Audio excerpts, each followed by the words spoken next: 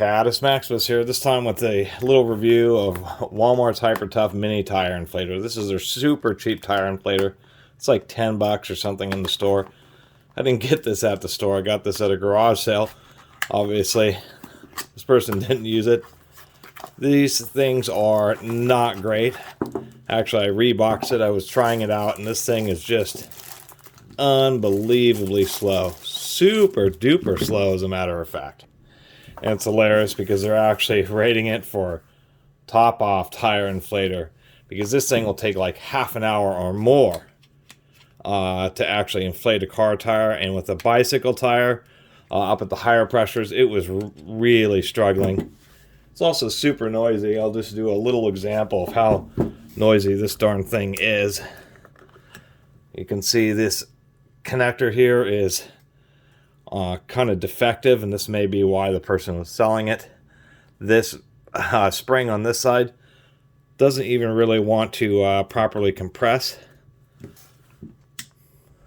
Come on now. Here we go. It's just super loud. They just have a plastic fitting pressed into the hose, and then what they do is they use this kind of like coil spring here to try to keep it tight. Plenty of reports of this thing just popping out of there. Have a weird little flashlight. I guess that's better than nothing. One of the is a little fan cool motor to prevent it from locking up from working so hard. Surprisingly enough, they have this kind of oddball adapter that is really hard to get out. Shouldn't say too oddball, because this is for filling up like little inflatable toys, and then they do include a basketball needle. Anyway, I never understood the attraction of these tiny little inflators, just because they're so noisy and they take up so much time.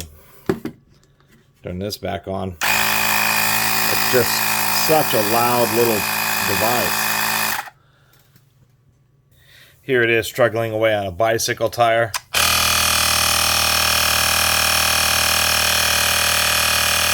As you can see, the gauge just basically isn't moving. Anyway, let's go ahead and tear it down. Actually, wow.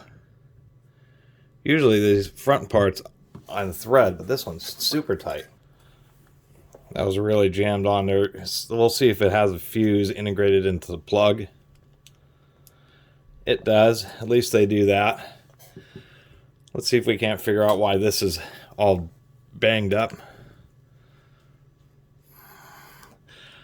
I never understood the attraction of these tiny inflators. I guess they're small, but they're just so slow. When you get up to like bicycle tire pressures, even though this has a gauge that goes like 90, and actually was reasonably accurate within a couple PSI, it still just is insane how slow they are. And it's really just pretty pointless if you're going to sit there until the darn thing just basically overheats.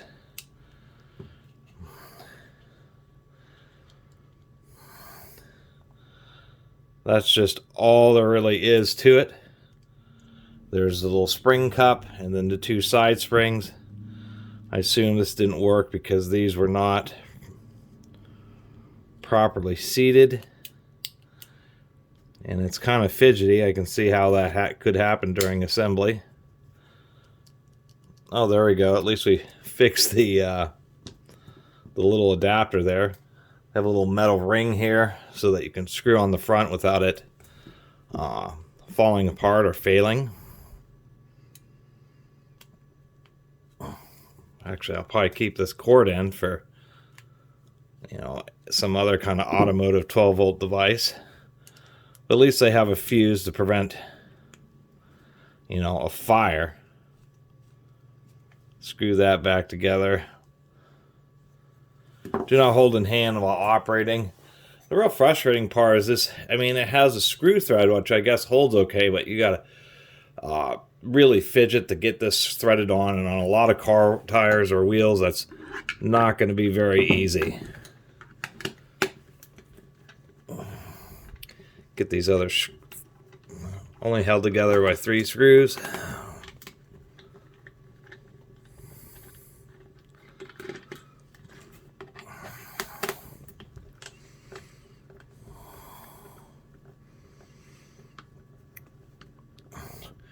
Once again, it's rated at 6 amps. Which is rated, so 6 amps at 12 volts would be what, 72 watts. Cars usually are 13.8. It actually says right there 72 watts, but at 13.8 volts, probably because due to the voltage drop, it's probably accurate, even though it's technically 80 watts. Case was really tight. Let's pop its little LED out of here. I see it's in that little carriage here. Obviously pretty cheesy. Basically all plastic internals. Surprisingly enough, they do use a metal gear on the motor, or metal gears I should say. They have a couple little holes drilled to try to reduce the vibration, which I think is funny. But look how tiny the cylinder is, like the size of the tip of my index finger. Just a standard brush motor. As far as the LED, it's just a simple white LED, which has a Zener diode, a couple resistors, capacitors so it doesn't pulse as badly. That's all they're doing for the diode. Here's our power switch. I mean, what's even worse is you can see where the fan has been grinding against one of these internal posts. So that's not very good. And these fail all the time mainly because it's just a tiny little DC motor. It's like you use an electric screwdriver and they run it just right at the near point of failing. Unscrew the gauge. We're going to cut, I guess, a couple power wires off of the switch. Probably cut this little LED off. May use that for something. There's the rest of our guts. Cut the other wire off here. And then that's the little assembly. Just super cheesy. Super cheesy that it's grinding against its internal components. I wonder if we can just yank that little fan off. Cute little fan. Might as well pull the rest of this apart. This gauge, interestingly enough, appears to just be a twist lock affair. There's a little pressure seal there and an O-ring there. They did grease it. I mean, that is... And you go on either side and they just have a little plug there. That's kind of funny. I guess we should pull apart the cylinder head here. I wonder if we can't get this little spring.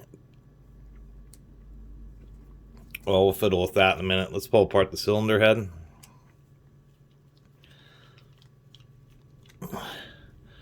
This is cast zinc. I doubt they use cast aluminum because that would be too expensive for something so weak. Another little O-ring.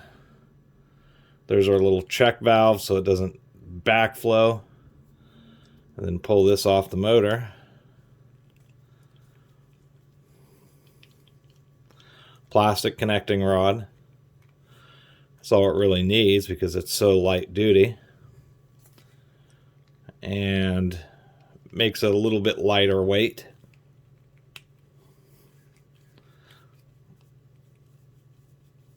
These screws are Loctited into the motor to attempt to prevent them from